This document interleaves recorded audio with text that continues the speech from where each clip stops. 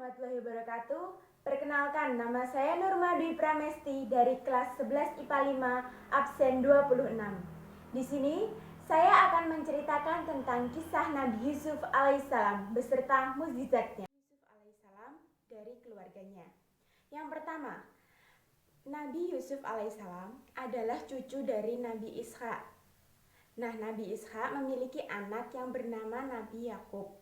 Lalu Nabi Yakub menikah dengan ibu dari Nabi Yusuf, yaitu Rahil, dan memiliki anak Nabi Yusuf dan Benyamin. Nabi Yusuf adalah anak ketujuh dari 12 bersaudara. Memiliki 12 anak. Salah satunya adalah Nabi Yusuf. Nabi Yusuf dan Benyamin adalah anak dari Nabi Yakub dan Rahil. Kedua anak ini memang berbeda. Kenapa berbeda? Karena mereka berdua memiliki sifat dan akhlak yang baik, sehingga Nabi Yakub sangat sayang kepada mereka berdua. Hal ini menyebabkan saudara-saudara dari Nabi Yusuf yang lainnya menjadi iri. Sampai suatu saat ada saudara pertama dari Nabi Yusuf yang berbicara seperti ini. Wahai adik-adikku, apakah kau tidak merasa bahwa ayah lebih sayang pada si Yusuf dan Benyamin itu? Lalu sang adik menjawab, iya kakak, aku juga merasa begitu. Kenapa? Kita semua adalah anaknya, tapi kenapa dibeda-bedakan? Kenapa ayah lebih sayang pada Benyamin dan Nabi Yusuf ketimbang kami? Lalu kakak pertamanya pun menjawab, bagaimana kalau kita menyusun rencana, kita menyingkirkan Yusuf, agar ayah bisa sayang pada kita semua. Adik-adiknya yang lain ragu, takut, bila mana ayahnya tahu, pasti ayahnya akan marah besar. Tapi kakak pertama tetap meyakinkan mereka, ayolah kita buat rencana agar si Yusuf itu hilang dari muka bumi ini. Singkat cerita, mereka merencanakan membawa Nabi Yusuf ke hutan. Nah, pada suatu hari mereka meminta izin kepada Nabi Yakub, wahai ayahku, izinkanlah kami mengajak Yusuf untuk pergi ke hutan bermain bersama kami. Ini sangat mengasihkan, kata mereka. Tapi Nabi Yakub sedikit khawatir, anakku, apakah benar kau bisa menjaga adikmu? Aku takut bila Yusuf nanti dimangsa binatang buas di sana. Yusuf masih kecil. Dan semuanya meyakinkan, ayah, tenang saja, kita ini saudara, kita tidak mungkin meninggalkan saudara kami jika terjadi sesuatu. Kami akan menjaga Yusuf dengan sebaik-baiknya, karena kami tahu Yusuf adalah anak kesayangan ayah. Akhirnya Nabi Yakub pun memperbolehkan Yusuf ikut bersama rombongan. Ternyata di tengah-tengah hutan, Nabi Yusuf kecil yang malang dimasukkan ke dalam sumur oleh saudara-saudaranya. Dan tak lupa, mereka merobek baju Nabi Yusuf dan memberikannya darah agar terlihat seperti dimangsa binatang buas. Lalu mereka pulang dengan berpura-pura menangis dan minta maaf pada ayahnya. Maaf ayah, Yusuf sudah dimakan binatang buas, kami gagal menjaganya. Nabi Yakub benar-benar terpukul. Dia benar-benar merasa gagal menjadi seorang ayah menjaga anaknya. Hingga bertahun-tahun dia menangis sampai akhirnya dia buta. Tetapi Allah tidak sejahat itu. Allah Maha Baik. Nabi Yusuf ditemukan oleh seorang pedagang yang hendak mengambil minum dari sumur tersebut. Lalu pedagang itu membawa Nabi Yusuf ke Mesir. Namun di sana Nabi Yusuf dijual dengan Hiftir dan Zulaikha, yaitu sepasang suami istri yang tidak memiliki anak. Setelah itu mereka diurus oleh Hiftir dan Zulaikha. Hiftir dan Zulaikha adalah terkenal sebagai saudagar kaya di Mesir. Tetapi di sini adalah Zulaikha mencintai Nabi Yusuf. Zulaikha merasa bahwasanya Nabi Yusuf itu bukan manusia. Nabi Yusuf adalah sebuah anugerah. Karena ketampanan Nabi Yusuf, Zulaikha sampai hilang akal. Dia berusaha mencari cara supaya Nabi Yusuf dan dirinya bisa melakukan hal yang tidak semestinya. Dia membujuk, merayu bagaimana caranya agar Nabi Yusuf mau dengannya. Tapi Nabi Yusuf tak gentar. Dia tak pernah mau karena dia takut pada Allah Subhanahu wa taala. Sampai akhirnya Nabi Yusuf bisa lari dari Zulaikha. Namun apa yang terjadi? Zulaikha malah menyalahkan Nabi Yusuf.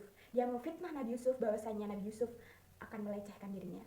Tentu saja suaminya marah dan menghukum Nabi Yusuf ditaruh di penjara. Nah, di penjara Nabi Yusuf berusaha menjadi orang yang lebih baik lagi, membenarkan dirinya, membenahi akhlaknya, dan benar saja Allah Maha Baik sekali lagi. Allah Subhanahu wa taala memberikan mukjizat Nabi Yusuf bisa menafsirkan mimpi. Pada suatu hari, ada seorang raja Mesir yang tiba-tiba bermimpi aneh. Dalam mimpinya itu, ada 7 ekor sapi besar yang sedang merumput di dekat sungai. Nah, tiba-tiba muncullah 7 ekor sapi yang sangat kurus. Mereka juga ikut makan di situ. Tetapi tiba-tiba 7 ekor sapi yang kering, kerontang, dan kurus ini tadi memakan sapi-sapi yang besar. Seperti tidak mungkin kan? Raja itu segera bangun dari tidurnya, lalu bertanya-tanya, ada apa ini? Kenapa mimpiku begitu aneh? Tapi dia berusaha biasa saja. Mungkin ini cuma mimpi, sebaiknya aku tidur lagi. Ketika dia tidur lagi, ternyata mimpinya masih berlanjut. Di sana dia melihat ada 7 bulir gandum pada tanaman yang sehat dan segar, dan besar-besar tentunya. Tiba-tiba di sampingnya lagi ada 7 bulir gandum dari tanaman yang kering kerontang.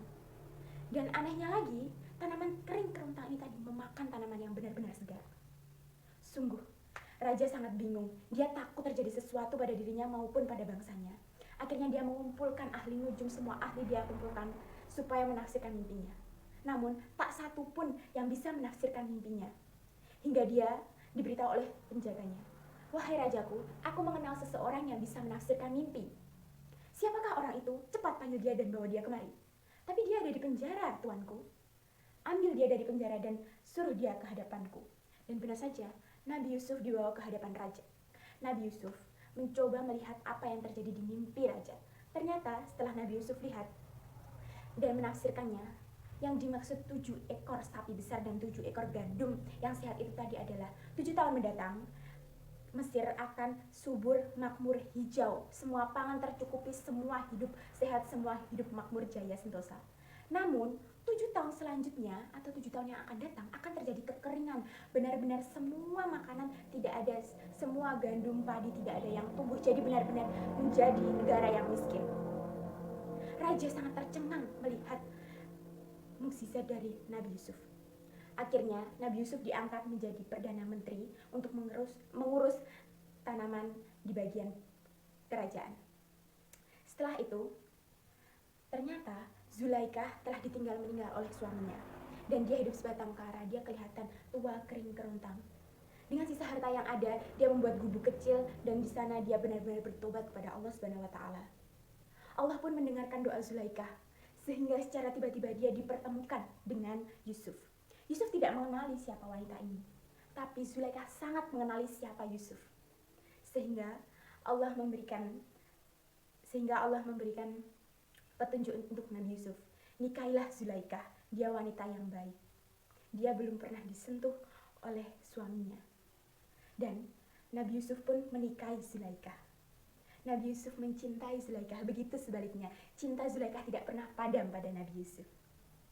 Dari cerita tersebut, kita bisa menyimpulkan kesabaran, ketabahan seseorang akan dibalas dengan sesuatu hal yang baik di suatu hari nanti. Dan cinta yang sejati akan tetap dipertemukan, tidak mengenal umur, kasta, atau apapun. Sekian dari saya, ada kurang lebihnya saya mohon maaf. Wabillahi taufiq wal hidayah. Wassalamualaikum warahmatullahi wabarakatuh.